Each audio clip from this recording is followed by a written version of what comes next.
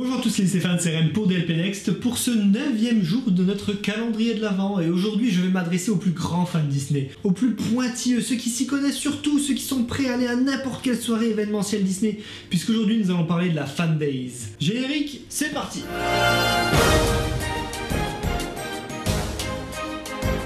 Comme je vous l'ai dit, aujourd'hui on va parler de l'événement qui a eu lieu le 2 juin 2018, la Disney Fan Days, présentée par Disneyland Paris comme la plus grande soirée, le plus grand événement dédié aux fans de Disneyland Paris au monde. Cette soirée est attendue par tous les fans Disney en fait, bien que ce soit juste un vaste mensonge. On en reparlera plus tard. C'est l'une des premières soirées organisées par Disneyland Paris, qui est une soirée privatisée. En effet, il faut payer son droit d'entrée à la soirée. Les tarifs commencent à partir de 450 €. 450 €, une soirée avec bien sûr une nuit d'hôtel dans l'un des hôtels Disney et également un photopass ainsi qu'une lanière et un pins collector pour l'occasion.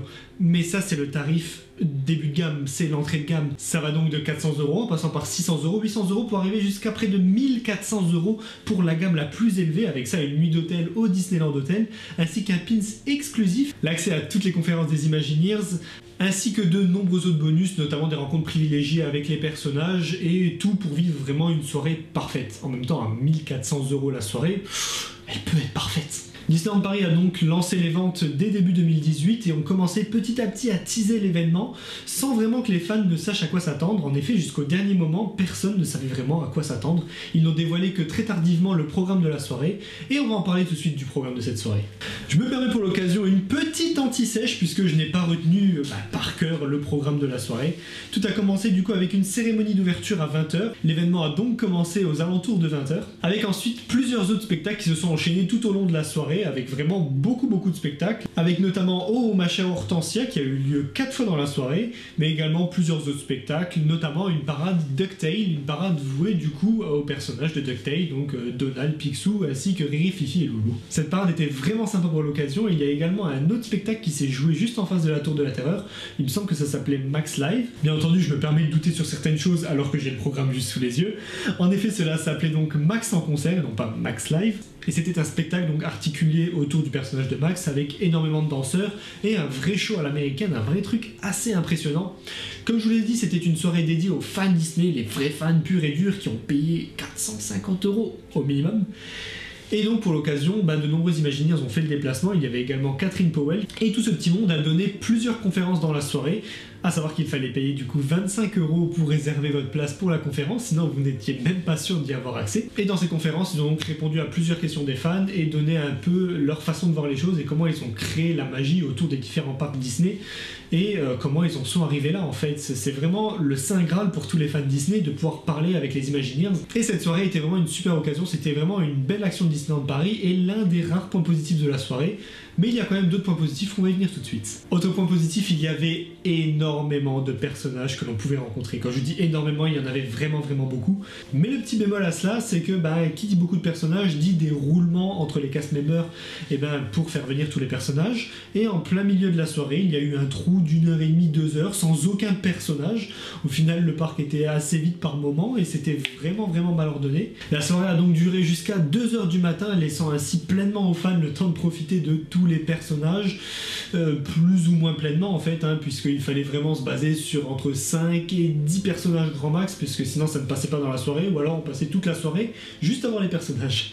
La soirée a donc duré jusqu'à 2 h du matin comme je vous l'ai dit, et donc c'est clôturé par une parade de clôture de l'événement Fan Days, et c'est ainsi donc que c'est fini l'événement. Je n'étais donc pas présent pour cet événement, j'en parle de ce que j'ai vu sur les forums, sur les réseaux, et ce que j'ai pu en discuter avec d'autres fans Disney, mais ils avaient énormément d'attentes. En effet, ils auraient espéré pour le coup avoir un menu spécial Fan Days dans les restaurants, ils n'ont eu qu'un cupcake Fan Days, ce qui était quand même bien, et ils auraient espéré un peu plus d'exclusivité. Au niveau des exclusivités, comme je vous l'ai dit, ils ont pu échanger avec les Imagineers, certains ont pu échanger, les autres ont juste assisté à la conférence, et ils ont pu rencontrer pour la première fois Oswald et Hortensia. En effet, c'est la première fois que ces personnages sont sortis en France, et les fans se sont donc rués, amenant donc une énorme file d'attente pour se prendre en photo avec ces personnages-là. Et pour clôturer la vidéo, je vais parler du gros coup de gueule qu'il y a eu de tous les fans. En effet, Disneyland a teasé qu'il y aurait énormément de merchandising spécialement réservé pour cet événement, notamment les pins et également tout un merchandising autre, notamment des oreilles, des peluches, des t-shirts, des mugs il me semble aussi, et des lanières. Et c'est avec surprise que les fans se sont rendus compte que tout ce petit merchandising là était disponible pour tout le monde le jour d'avant et le jour d'après pour ce qui en restait. Vous imaginez un peu la tête de ceux qui ont payé plein pot cette soirée et qui se sont retrouvés avec du merchandising qui n'était au final pas du tout exclusif puisqu'il était en vente pour tout le monde avant et après au Walt Disney Studios. Un petit coup de gueule qui, je pense, a ses raisons d'être. Pour conclure sur l'événement, c'était quand même quelque chose de réussi, mais qui ne méritait pas non plus tout l'engouement qu'il y a eu autour.